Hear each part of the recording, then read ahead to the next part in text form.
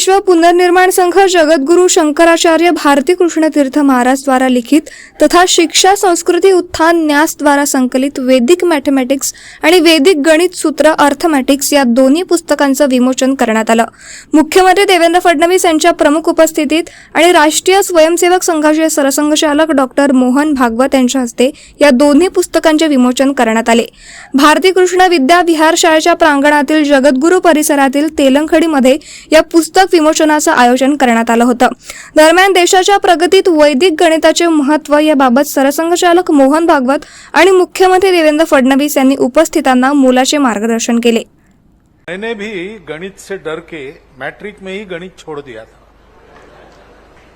परंतु आगे जाकर ध्यान में आया कि गणित अपना पीछा नहीं छोड़ता, क्योंकि गणना का संबंध सृष्टि के उत्पत्ति से है पूरा, तब से वो चलता है। ऐसा अपनी भाषा में ऐसा कहते हैं कि अव्यक्तों को व्यक्त होना है तो गणित से ही शुरू होता है। पूरा का पूरा सांख्य दर्शन ये संख्या के कारण सांख्य दर्शन है। और हम जानते हैं कि एटम के न्यूक्लियस के चारों ओर प्रदक्षिणा करने वाले इलेक्ट्रॉन कितने हैं, इस पर उस एटम से बनने वाला धातु या अधातु तय होता है। हाइड्रोजन यानी न्यूक्लियस के चारों ओर एक प्रदक्षिणा करता है, एक इलेक्ट्रॉन, ऐसा हर एक का एटॉमिक नंबर रहता है। उसके अनुसार पदार्थ वस्तु गुणधर्म सारे बदलते हैं। पूरी दुनिया में हम वक्र रचना देखते, कर्वेचर्स देखते हैं, सुंदरता में वो बात आती है। अब मनुष्य के बुद्धि को जो सुंदर लगता है उसका कर्वेचर इंडेक्स, उसका एक आंकड़ा ही है, उसको गोल्डन नंबर कहते हैं। 1/1/1/1/6 या 1/16 ऐसा कुछ है। ऐसा रेशो जिस कर्वेचर में है वही हमको सुंदर लगती है। सारी बातें ये गणित से जुड़ी है। अनेक महत्व के प्रसंगों में भी गणना का ही उल्लेख आता है। नल दमयंती की कथा आपको पता है। नल राजा द्यूत हार गए अपने ही भाई समान मित्र पुष्कर से, और सब कुछ खो दिया उन्होंने। आगे चल के भाग्य के अनेक फेरे लगाकर राजा ऋतुपर्ण के यहां वो और उनकी पत्नी अपने घर में एक दूसरे को खोज रहे हैं। तो नल राजा को खोजने के लिए दमयंती ने एक युक्ति की। जब उसको एक प्रश्न उसने रखा कि कौन ऐसा पुरुष है जो अपने पतिव्रता पत्नी को दोनों में आपस में अच्छा प्रेम होने के बाद भी जंगल में अकेली छोड़ देगा, उसका आधा वस्त्र काट के साथ ले जाएगा, उस पत्नी का अपराध क्या है। अपने दासों को उन्होंने भेजा राज्यों राज्यों में, और ये प्रश्न पूछते जाओ, और जो उत्तर देगा उसका रूप वर्णन मुझे बताओ आकर। तो ये बदले हुए रूप में राजा नल बाहुक नाम के सारथी के नाम में राजा ऋतुपर्ण के यहां नौकरी करते थे, घुड़साल के प्रमुख थे। तो उनके कान पर जब ये बात आई तो उन्होंने उत्तर दिया उसका कि उसके प्रेम में कोई कमी नहीं है, लेकिन भाग्य का मारा वो क्या करेगा। पत्नी के लिए अन्न प्राप्त करने के लिए, पंछी पकड़ने के लिए आधी साड़ी काट के ले गया, साड़ी लेके पक्षी उड़ गए। अब उसके पास वस्त्र नहीं, वो जाए कैसे और पत्नी का पालन पोषण करे कैसे। तो वो वापस नहीं जा सका वगैरह वगैरह बताया। तो वो दासों ने आके बताया दमयंती को कि एक आदमी है, लेकिन वो नल राजा के जैसा तो है नहीं, एकदम अलग रूप है। तो फिर दमयंती ने एक स्वयंवर रचा, झूठा ही, और केवल राजा ऋतुपर्ण के यहां उसका न्योता दिया। शाम को न्योता दिया, कहा कि कल है, कल आपको पहुंचना है। तो 12 घंटे में पहुंचना इतना दूर, तो बाहुक का साथ लिया। बाहुक अश्वपारखी था, बहुत अच्छा घुड़साल का प्रमुख था। उसने जो घोड़े चुने वो अत्यंत गति से दौड़ा के ले गए। इतनी गति थी कि राजा का उत्तरीय हवा से गिर गया। राजा ने कहा रथ रखो, उत्तरीय उठाता हूं। तो नल ने कहा महाराज आप बोल रहे इतने में हम 100 योजन आ गए आगे, अब वो मिल नहीं सकता आपको उत्तर ही। तो राजा ऋतुपर्ण चकित हो गए और उन्होंने कहा मेरे पास भी एक विद्या है, वो तुम सीखो। मेरे पास गणना की विद्या है। मैं इस पेड़ को देख रहा हूं, इसके कितने फल है, इसके कितने पत्ते हैं, नीचे कितने पत्ते और फल गिले हैं, मैं देख के बता सकता हूं। वो पहुंच गए दमयंती के यहां। तब जब पता चला कि ये नल राजा है तो फिर ऋतुपर्ण ने उसको ये गणना की विद्या दी, जिसके बल पर वो द्यूत में फिर से जीत गया। ऐसा एक प्रसंग गणना का महत्व बताने वाला। दूसरा प्रसिद्ध महाभारत का प्रसंग है कि विराट राजा के गायों का अपहरण करके कौरव ले गए और अर्जुन प्रकट हुए उत्तर को सारथी बनाकर लड़ने के लिए। तो दुर्योधन ने कहा कि यह समय से पहले प्रकट हो गए, अब इनको और 13 साल जाना पड़ेगा। तो भीष्म ने कहा नहीं, तुम्हारी गणना अलग सौर गणना है, चांद्रमास की गणना करते तो ठीक है। तो यहां भी गणना और गणित का ही संबंध आता है। हर बात में गणित है। गणित शास्त्र की ये दृष्टि हमारे यहां है। हमारे यहां मंत्रों में भी गणित है। रुद्र कई बार होता है, हम सुनते भी है उसको मंत्र। उसमें एक चमक है, ये भी चाहिए वो भी चाहिए, भूतिम चमे विभूतिम चमे, ऐसा चलते हैं मंत्र।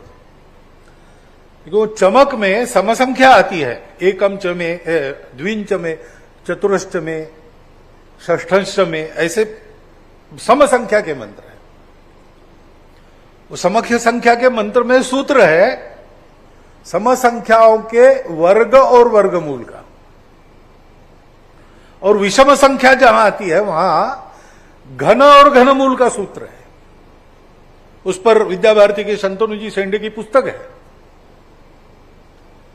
ऐसा गणित सर्वव्याप्त है, क्योंकि गणित ये केवल आंकड़ों का शास्त्र नहीं है। केवल आंकड़ों का शास्त्र मान के चलते तो गणित का दुरुपयोग भी होता है। बहुत बहुत वर्ष पहले इंडिया टुडे में एक उपरोध आया था, सटायर, भ्रष्टाचार पर रहा होगा, पता नहीं काय पर, याद भी नहीं। तो एक राजनीतिक नेता ने स्टेटमेंट दिया 2 और 2 5। तो पत्रकार पहुंच गए, प्रधानमंत्री जी के पास पहुंचे, उनको पूछा 2 और 2 कितने। तो प्रधानमंत्री जी ने हमेशा के अनुसार अपनी आंखें शून्य में लगाकर, उस समय के प्रधानमंत्री पता नहीं क्या वर्णन करते पत्रकार, अपनी आंखें शून्य में लगाकर बहुत देर मौन रहे और उसके बाद कहा कि हाँ ठीक है, ये समस्या है, इसका उत्तर हम जरूर ढूंढेंगे, हम इसके लिए तैयार हैं। तो उत्तर नहीं मिला, इसलिए फिर विरोधी पक्ष नेता के पास गए, उसको पूछा 2 और 2 कितने। तो उसने कहा देखो आया प्रश्न, हम कह रहे थे पहले से, ये प्रश्न है, दुनिया के सामने भी है, और इसका उत्तर नहीं है उनके पास, इसका उत्तर केवल हमारे पास है। भारतीय संस्कृति के आधार पर विचार किए बिना दूसरा चारा नहीं, वो करना ही पड़ेगा, नहीं तो इसका उत्तर कभी नहीं मिलेगा। यहां भी उत्तर नहीं मिला, इसलिए और किसी नेता के पास गए, उसको पूछा 2 और 2 कितने। तो उसने कहा बताता हूं, लेकिन 50% मेरा। अब ये ठीक है, वो तो एक दूसरी बात पर सटायर है, लेकिन वास्तव में 2 और 2 5 करने का उद्योग करते हैं ना लोग, क्योंकि किसी भी शास्त्र का, किसी भी बात का उपयोग करना है तो मनुष्य की जो दृष्टि है वो परिणाम करती है। कई बार मैंने इस सुभाषित का उच्चारण सार्वजनिक भाषणों में किया है, आपको पता है, विद्या विवादाय धनम मदाय शक्ति परेशान परपीडनाय खलस्य साधोर विपरीतमेतत् ज्ञानाय दानाय च रक्षणाय। तो शास्त्र का उपयोग दुष्ट लोग गुणों का, विद्या का उपयोग विवाद के लिए करते हैं, धन का उपयोग करके मदमस्त हो जाते हैं, मदमस्ती में उसका उपयोग करते हैं, और शक्ति का उपयोग दुर्बलों को दबाने के लिए करते हैं। साधु पुरुष इससे उल्टा करते हैं, ज्ञानाय दानाय च रक्षणाय, ऐसा करते हैं। हम जब कहते हैं वैदिक गणित या भारतीय गणित, तो भारतीय गणित का विचार सारा विश्व कल्याण की दृष्टि से हुआ है। अनेक योग आज एकत्रित हुए हैं ना, तो इस वैदिक गणित की पुस्तक माला का विमोचन करने वाला विश्व पुनर्निर्माण संघ है, और ये वैदिक गणित, इसके उद्गाता भारत के एक हिंदू आचार्य पूज्य शंकराचार्य जी है, और नागपुर में ही हो रहा है, क्योंकि नागपुर में ही विश्व की पुनर्रचना के लिए अपने स्व के आधार पर भारत को खड़ा करने वाला समाज तैयार हो, इसके लिए प्रयास शुरू हुआ। हम सभी लोग जानते हैं कि परम पूजनीय जगतगुरु भारती कृष्ण तीर्थ महाराज ने जिस प्रकार से वैदिक गणित की रचना की, 16 सूत्र और 13 उपसूत्रों के माध्यम से उन्होंने संपूर्ण गणित को बहुत ही आसान बनाया, और शायद जिन कैलकुलेशंस को करने के लिए कैलकुलेटर नहीं कंप्यूटर का उपयोग करना पड़े, ऐसे भी गणितों को चंद मिनटों में व्यक्ति सुलझा पाए, इस प्रकार की व्यवस्था को खड़ा करने का काम उन्होंने किया। हम सभी जानते हैं कि उनका व्यक्तित्व बहुत ही असाधारण इस प्रकार का व्यक्तित्व था। कुमार काळे जी ने बताया कि 20 साल की उम्र में 7 विषयों में उन्होंने एमए किया, और अपने पूरे जीवन में उन्होंने अध्यात्म के साथ समाज और देश की सेवा में भी बहुत सारा समय व्यतीत किया। भारत की स्वतंत्रता की लड़ाई में भी एक बड़ा ही महत्वपूर्ण योगदान ये जगतगुरु जी का हमें देखने को मिलता है, और शंकराचार्य के रूप में जो उन्होंने अद्भुत इस प्रकार से कार्य किया है, वो भी अपने आप में बहुत अनूठा है। और ऐसा माना जाता है कि हमारी जो शंकराचार्यों की एक बहुत बड़ी परंपरा है, इस परंपरा के वे पहले संत थे जो विदेश गए, और 3 महीने विदेश में भी उन्होंने भारतीय संस्कृति, भारतीय ज्ञान, भारतीय विज्ञान, भारतीय गणित, इन सारी चीजों पर व्याख्यान दिया, और वहां के लोग भी बड़े विस्मयचकित थे कि इतना ज्ञान ये भारत में है और हम लोग उसको जानते नहीं है। वेदों का अभ्यास करते हुए उसमें से, वेदों की ऋचाओं से गणित को हमारे सामने एक प्रकार से लाना, ये भी मैं ऐसा मानता हूं कि अपने आप में एक बहुत बड़ा ज्ञान का छिपा हुआ खजाना ये उन्होंने ढूंढ कर निकाला, और इसकी रचना करने के बाद इसका प्रचार प्रसार भी हुआ। लेकिन अभी अभी चौथाई वाले जी ने जैसे हमको कहा कि शायद हमारी संस्कृति में हम में एक ही कमी रही कि हमने अपने ज्ञान को जिस प्रकार से मुद्रित स्वरूप में संभाल कर रखना चाहिए था। हम नहीं संभाल पाए। पूर्व में भी आक्रमणकारियों के कारण और बाद में भी शायद कुछ अनास्था रही होगी कि जिसके कारण हम लोग उसको नहीं संभाल पाए। किंतु ये ज्ञान फिर एक बार इन पुस्तकों के माध्यम से हमारे बीच आ रहा है और मुझे विश्वास है कि आने वाली हमारी सारी पीढ़ियों तक इसको ले जाने का काम अब जो शुरू हुआ है, विशेष रूप से सीबीएसई में 5वीं, 6वीं और 7वीं के विद्यार्थियों के काम आए, इस प्रकार से टेक्स्ट बुक के स्वरूप में इसको प्रकाशित किया गया है। मैं शैलेश जी को कह रहा था कि हमारे बचपन में वैदिक गणित हम सीख लेते तो गणित से इतना डर नहीं लगता, लेकिन उस समय व्यवस्था नहीं थी या हमें पता नहीं था कि हम सीख सकते हैं, तो बड़ा गणित से डर लगता था। मैंने तो 10वीं की परीक्षा में गणित में पास होने के बाद 11वीं में विज्ञान में प्रवेश तो लिया, लेकिन पहला काम यह किया कि गणित की जगह क्या लिया जा सकता है, यह सोचकर इकोनॉमिक्स ले लिया। लेकिन मैं ऐसा मानता हूं कि हमारी प्राचीन संस्कृति में गणित का एक बहुत ही विकसित स्वरूप हमको देखने को मिलता है।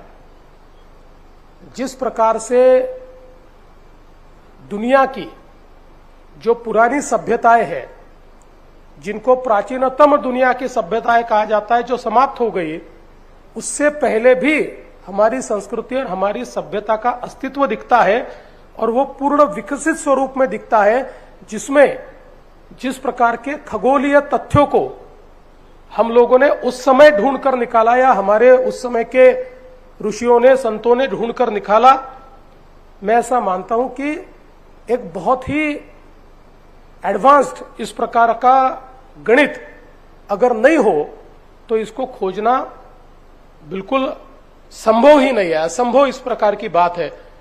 और हर प्रकार के शास्त्र जो हमारे पुराने सारे सभ्यता में, हमारी संस्कृति में विकसित स्वरूप में दिखते हैं, इन सारे शास्त्रों की नींव ये गणित से रखी हुई दिखाई पड़ती है। हमारा पंचांग, जो मैं ऐसा मानता हूं कि दुनिया का सबसे पुराना है और सबसे विकसित है, उस पंचांग की नींव भी गणित के आधार पर रखी हुई है। और इसी के चलते दुनिया में इतने सुधारित अवस्था में हमारे देश में जो गणित की परंपरा थी, वो परंपरा शायद अंग्रेजों ने जो नई शिक्षा नीति लाई उसमें कुछ अलग स्वरूप से हमारे सामने आई। जैसा हम लोग जानते हैं कि अलजेब्रा हम लोगों ने सीख लिया, अब हमारा ही गणित ये कहीं ना कहीं अरबों में जाकर अलजेब्रा हो गया और उसको ही हमने सीखा।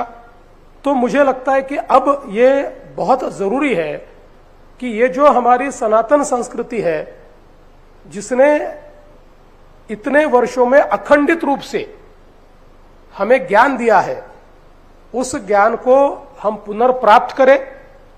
उस ज्ञान को केवल हमारे लिए नहीं तो दुनिया के कल्याण के लिए हम उसका इस्तेमाल करें। आज हम लोग देखते हैं दुनिया एल्गोरिदम की बात करती है। हम लोग ये कहते हैं कि हम लोग सारे नैनो की ओर जा रहे हैं, बड़ी बड़ी चीजें नहीं, सब सूक्ष्म, इस प्रकार से सारा ज्ञान तैयार हो रहा है। ये जो एल्गोरिदम की बात हम कहते हैं, मैं ऐसा मानता हूं कि अगर हमारे वेदों के ज्ञान को हम देखें तो एल्गोरिदम से अलग नहीं है, वो उसी प्रकार की वैश्विक एल्गोरिदम के आधार पर तैयार किया हुआ ज्ञान है। और मुझे ऐसा लगता है कि जो हमारे विद्वान हैं, आज वो लोग इसको सामने लाने की कोशिश कर रहे हैं। मैं आज के इस कार्यक्रम को बहुत बहुत शुभकामनाएं देता हूं और धन्यवाद देता हूं कि ये बहुत अच्छा कार्यक्रम यहां पर हो रहा है, ये पुस्तकों का विमोचन यहां पर हो रहा है और इससे एक नई शुरुआत हम लोग कर पाएंगे। मैं आज के इस मौके पर काळे जी, शैलेश जी, आपको ये भी कहना चाहता हूं कि हम लोग वैदिक गणित में गुणवत्ता केंद्र शुरू करें। और अगर यहां पर आप उस केंद्र को शुरू करना चाहते हैं तो महाराष्ट्र सरकार उसमें आपको मदद करेगी और हम लोग एक सेंटर ऑफ एक्सेलेंस, एक गुणवत्ता केंद्र इन वैदिक गणित ये यहां पर शुरू करेंगे।